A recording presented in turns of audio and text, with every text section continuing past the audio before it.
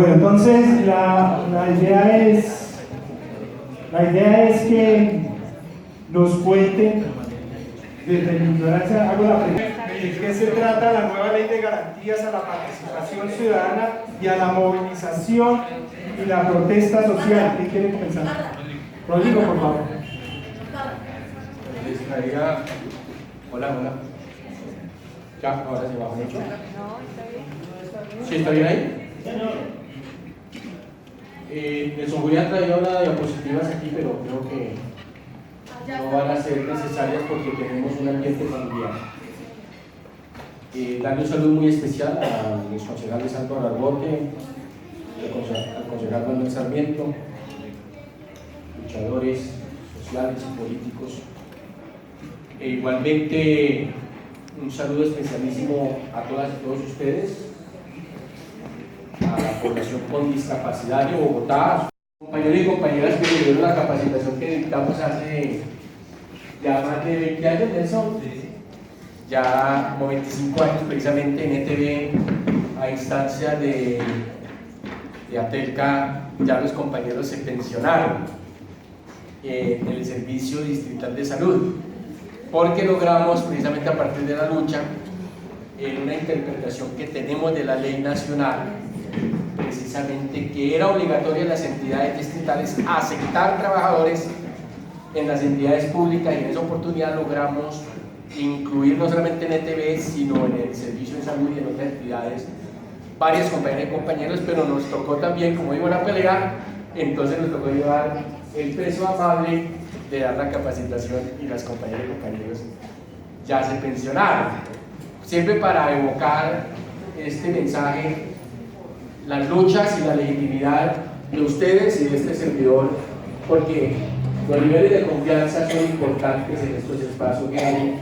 Mi compañero Dean, que es ahorita mi colega junto con Henry en esta lucha nacional, que es lo que quiero expresar.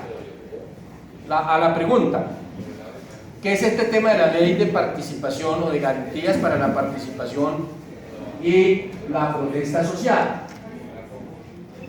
Si quiere la paga, porque como no la vamos a utilizar. Esa no es, la paga para poder, estoy encandilado acá. ¿Cuándo fue que se firmó el acuerdo en La Habana? El año pasado. ¿Qué fecha? ¿El 4 de noviembre? Bueno, firmado el acuerdo de La Habana, se estableció, mis amigas y mis amigos, que se desarrollarían dichos acuerdos a través de unas leyes, como la ley, por ejemplo, estatutaria de la reforma política, pero también una de estas leyes es la ley de garantías para la participación y las normas que deben modificar también con el objetivo de lograr las garantías para la protesta social. Se adelantó, doctor Manuel, un proceso nacional y con foros nacionales, con los 3 garantes, o sea, las 3 ONGs destacadas allí, que son Viva la Ciudadanía, Foro por Colombia y el CINET. Esto con los apoyos de recursos y la asesoría y acompañamiento de los países amigos. De estos foros salimos en proceso de elecciones escalonadas, 24 finalmente, representantes o voceros nacionales por cada uno de los sectores. El compañero Dean y Henry nos acompañan a nivel nacional como voceros para esta ley a nivel de la población con discapacidad, y este servidor fue electo a nivel nacional por los medios de comunicación comunitaria alternativa y de periodistas independientes. Y simultáneo a este proceso también es importante informar, también para que lo sepa el consejo y los concejales amigos, que logramos simultáneamente crear o constituir la Central de Comunicación Comunitaria Alternativa, que tengo el honor de presidir gracias al apoyo incluso de los compañeros y medios de la población con discapacidad.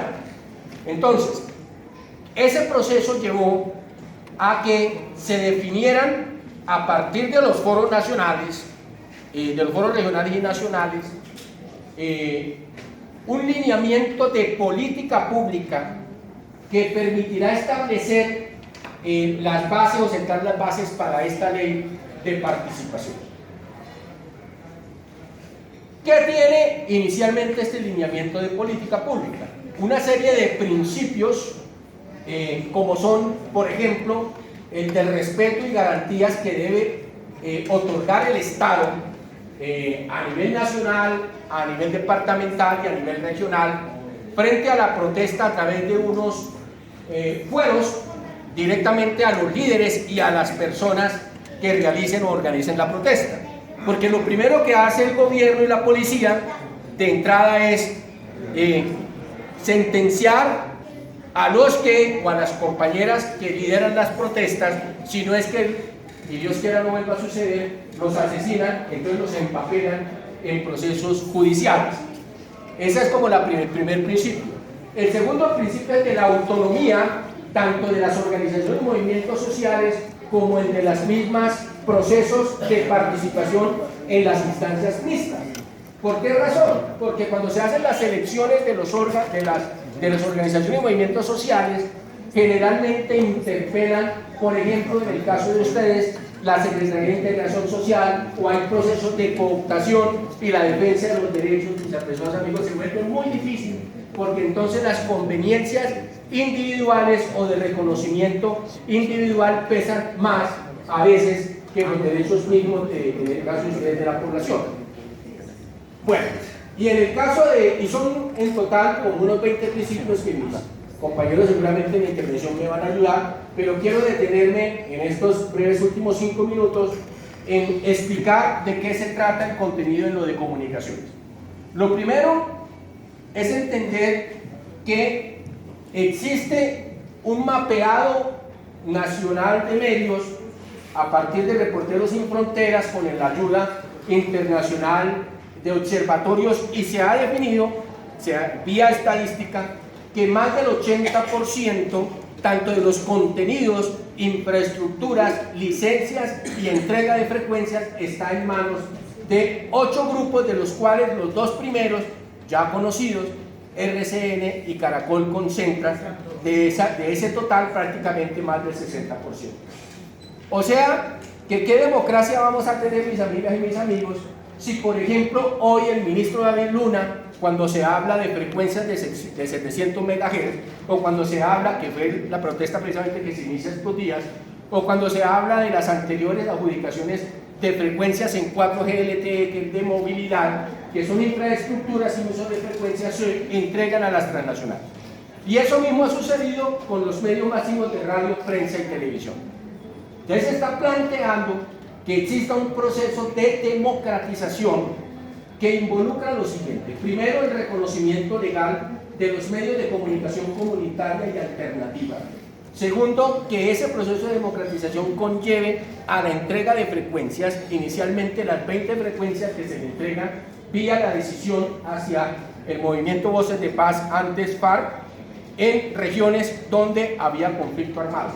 Y a partir de ello quedó en el acuerdo, en el numeral 2.2.2, ¿sí?, que se adjudicarán frecuencias en las bandas de FM, y estamos pidiendo también de AM, para medios comunitarios y alternativos de comunidad. Estamos hablando de una cosa supremamente importante e inmensa que se va a debatir precisamente estos próximos días en el Congreso de la República. Y dentro del proceso de democratización se está pidiendo también que la pauta incluida en Bogotá, pauta que el señor Peñalosa le está entregando a RCN, Caracol, y empezaron ya con Noticias 1, entonces por eso ustedes no van a observar que en esos medios masivos estén diciendo la verdad. Ustedes observan que el doctor Peñalosa intentan, incluso lo que pasó estos días, y me someto al escrutinio de lo que voy a afirmar, pero hubo fraude, por ejemplo en la encuesta que hicieron hace 3 días en CMI con el señor Peñalosa, porque iba perdiendo faltando 1 hora antes de empezar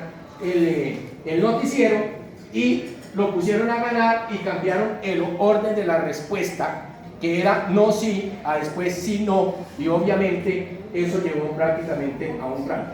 Entonces se habla del proceso de democratización para que los medios de comunicación, en este caso también comunitarios alternativos de la población con discapacidad, de los cuales ustedes tienen en el caso de Bogotá, Nelson, 7 de 10 medios en Bogotá, puedan tener también unos beneficios que se originen en esa ley. ¿Qué viene estos próximos días? Se entrega al Congreso esa ley en el marco de las dificultades de la ley Fast Track, y nos corresponderá no solamente hacer la vocería frente al gobierno. Nos vamos a reunir todos estos voceros nacionales el próximo 25, o sea, los 3 compañeros que estamos aquí, que estamos interviniendo en este primer panel, nos reunimos el 25 con los delegados, por ejemplo, de afrodescendientes, el delegado campesino, el delegado de mujeres, el delegado de la población LGBTI y todos los demás, con el objeto de finalmente intentar llegar a unos acuerdos de los contenidos de esta ley de participación, que se entregará al Congreso de la República, esperamos, antes de que termine seguramente el mes de julio. Muy amable, muchas gracias, les agradezco muchísimo su atención y felicitarles por de nuevo la presencia de ustedes. Gracias. Rodrigo no, Henry. Para Henry, para el control de los gobernantes o para que la ciudadanía activa ejerza el control de los gobernantes. ¿Para cuál de las dos? Y desde la perspectiva de su trabajo, ¿cómo fue su vivencia? Gracias, buenas tardes. ¿Se escucha? Sí. Bueno, queremos agradecerles por su asistencia, por el esfuerzo que sabemos que se hace para estar en estos escenarios. ¿Y qué queremos construir a partir de eso, precisamente de estos ejercicios? Lo primero que quiero decir es que soy un hombre de pocas palabras. Gracias. ¿Alguna pregunta? Ya para comenzar, me parece curioso que en los medios se dice que los subsidios, el subsidio o la acción afirmativa del transporte para las personas con discapacidad, entre otros grupos poblacionales, es un tema meramente del asistencialismo. Yo creería que el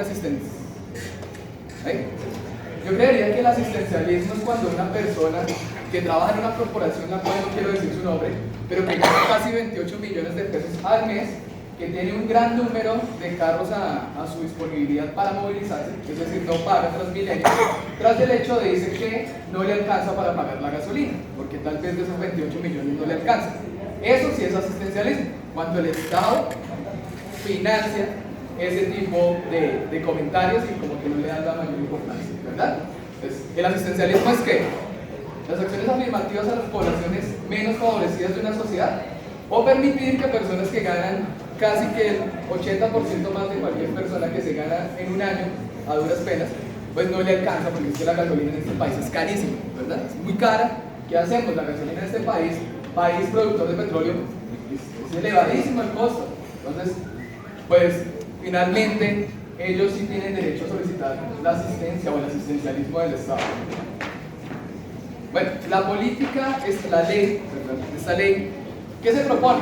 ¿Cuál era la intención en el momento cuando se negoció y se llegó a la firma de los diálogos entre las FARC y el gobierno colombiano?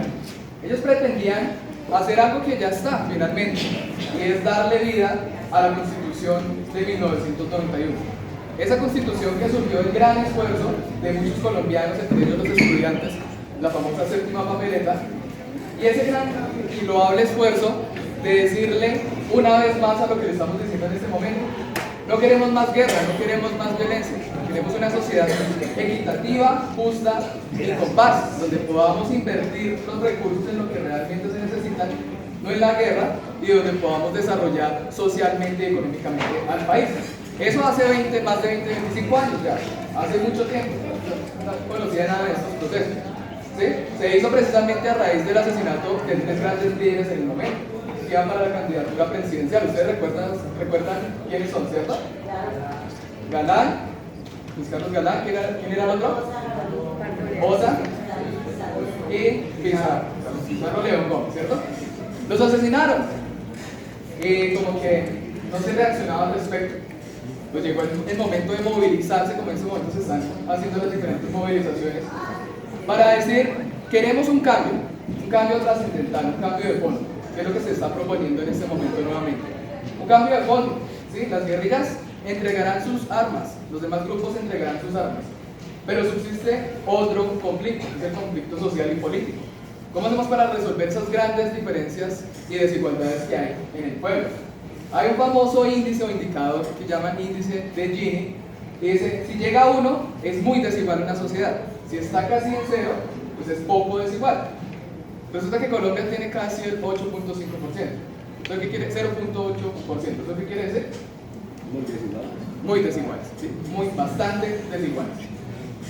Y en esos acuerdos generales del conflicto o de la terminación del conflicto y la construcción de la paz estable y duradera, como lo titularon, propone uno, algo que se habló desde los años 40 y que muchos indican, en especial quienes fueron militantes de las guerrillas, como la causa de que ellos se hubieran conformado como grupo al margen de la ley, un grupo con una proyección política y un accionar militar, y es la famosa reforma rural integral. ¿Sí? Ellos lo que necesitaban era las garantías para vivir en el campo sin que nadie los atacara y poder desarrollar sus núcleos económicos y sus núcleos familiares. Nada más solicitaban. Pero el Estado y muchos otros grupos se ensañaron violentamente porque según eso se estaba permitiendo el ingreso del comunismo internacional en el país. Y no se trata de comunismo o capitalismo, lo que sí es cierto es que hay unas condiciones difíciles en el país. Estamos en un momento de impacto fuerte del neoliberalismo. ¿Y eso qué implica? Que ese impacto del neoliberalismo impide que haya empleo pleno para el país, para la sociedad. Y sabemos que las condiciones para la población con discapacidad son mucho más graves, son mucho más profundas.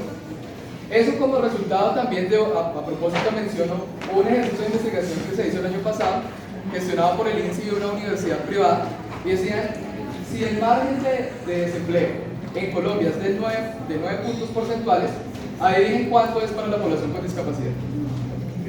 6 veces más, es decir, 9 por 6, 54. Imagínense la gran profundidad, la gran dificultad en la que vive la gran mayoría de personas con discapacidad en el país. Ahora sumémosle a eso dificultades en la formación académica, ahora sumémosle que vive en una región apartada. ¿Sí? ¿Qué propone entonces? ¿Qué proponemos? ¿Y qué es lo que hemos venido haciendo en este ejercicio nacional?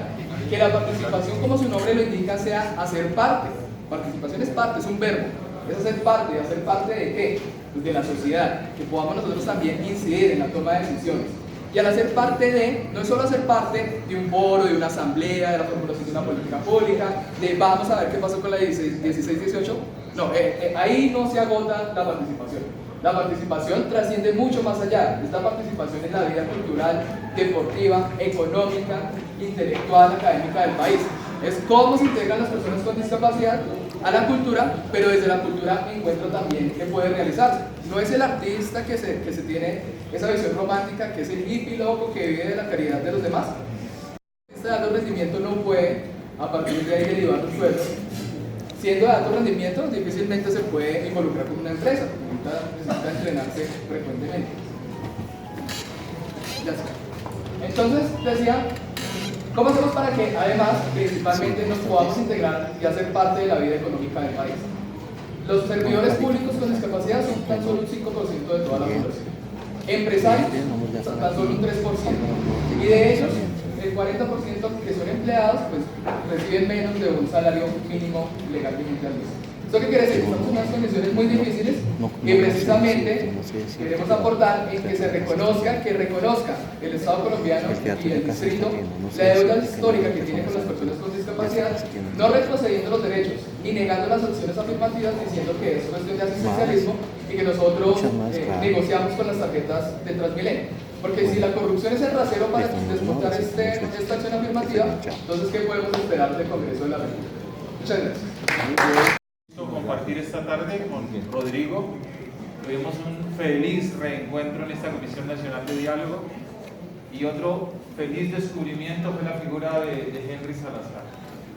De verdad que yo le agradezco a las organizaciones de las personas con discapacidad que me dieron el mandato de ir a la Comisión Nacional de Diálogo.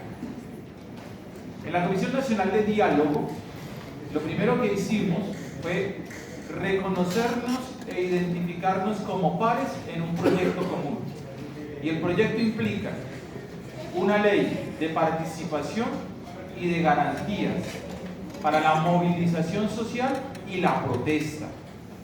Entendido todo un proceso desde la perspectiva política. Y aquí comienzo a abrir paréntesis respecto al tema de las personas con discapacidad. ¿Por qué? La persona con discapacidad en Colombia es reconocida como sujeto de especial protección. Excelente, magnífico.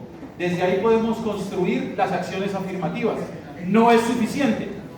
Aprendamos el lenguaje de la discapacidad, camaradas. Camaradas, vamos a hablar de barreras, no de necesidades.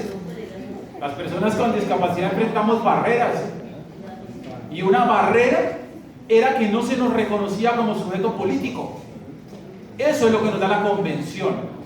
Y yo sé que el corazón de las cuidadoras y de uno que otro cuidador salta cuando yo comienzo a hablar así. Capacidad jurídica. Señores, no solo está escrito en la convención. La Corte Constitucional en la sentencia 573 dice claramente que en Colombia a la persona con discapacidad ya se le reconoce su plena capacidad jurídica y su pleno ejercicio. Eso es lo que nos abre la puerta al ejercicio político. Y fuimos a la Comisión Nacional de Diálogo a negociar garantías políticas, no solo para la participación, no. Y vamos a poner el ejemplo de ustedes en Bogotá. Incidencia. Entonces, muchachos, nosotros tenemos derecho a la protesta y a la movilización. La protesta en los lenguajes del siglo XXI implica un cambio de la dinámica. Y es un cambio de lado y lado. Nosotros le estamos exigiendo al Estado desarmarse frente a la movilización y la protesta. Así, literalmente desarmarse. Pero eso nos va a implicar a nosotros también una revisión disciplinada y juiciosa del diseño y la preparación de la protesta y la movilización, que nos tiene que conducir ¿a qué? A incidir en las decisiones que nos afectan. O sea, no podemos admitir, no podemos permitir que nuestra movilización y nuestra protesta termine en el choque con la fuerza pública. Ahí entendemos que si eso pasa, se llama fracaso. Porque el fin último de la protesta y la movilización es expresarnos políticamente. Y la acción política, su resultado, es la incidencia en las decisiones que nos afectan. Si no, no es política. Es destrave, es rumba, es chévere, es bacanería, es salir a contar la anécdota, le levanté al tombo, mire cómo me dejó. Eso no es lo que queremos. Ahora, eso, ¿cómo lo volvemos ley? Porque ese es nuestro desafío. Ese ideal político, ¿cómo lo llevamos a la ley? Entonces, ¿qué hicimos? Decirle al gobierno, señores, los movimientos sociales y las organizaciones sociales tenemos una mirada frente a la ley. La ley tiene que ser integral. Es un proceso claro el de participación, protesta y movilización. No son tres momentos aislados, son secuenciales y son derivados y son consecuencia el uno del otro. En ese sentido, la mirada es transversal y la garantía tiene que ser igual, en cascada, porque no es únicamente que se desarme la fuerza, no es únicamente que me retiren la fuerza, sino que cuando venga el resultado de la protesta y la movilización, que es la mesa de concertación, el acuerdo adquiera el alcance y adquiera el estatus de vinculante. ¿Qué quiere decir eso, amigos? Y recuerdo a mi querido Hernando Parra en el chat, gritando, prendido, que declaraba persona no grata. Ese panfleto funciona, pero como panfleto. Ya que está nuestro consejero acá, entonces además de barreras, camaradas, tenemos que hablar de concertación y de acuerdos vinculantes. Ojo, compañeros, queridos compañeros, y no les digo las as porque me demoro mucho.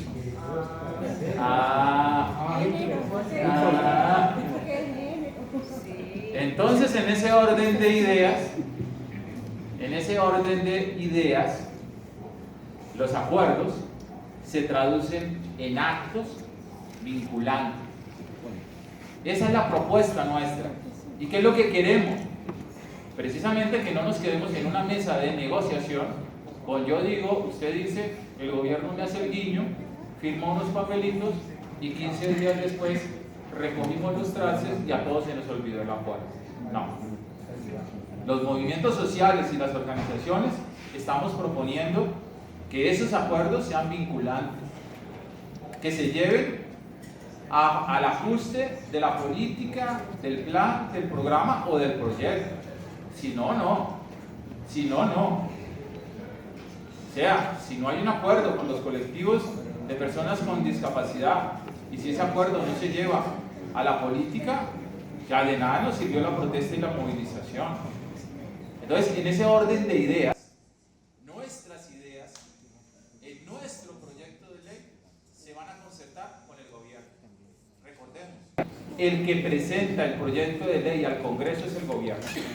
Tenemos dos caminos. Uno, que el gobierno acepte algunas de nuestras recomendaciones. Dos, que no acepte ninguna.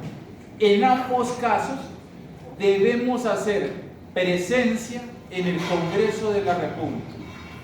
Porque aquí tenemos que tener absolutamente claro que con los acuerdos de paz nos estamos jugando es el futuro de la sociedad colombiana. No es el futuro de las FARC lo que está en juego. No, la negociación ya se cerró, ya se selló. El futuro de ellos ya está consolidado. Ahora es la hora de la sociedad colombiana, de la verdadera transformación para una paz estable y duradera. Gracias.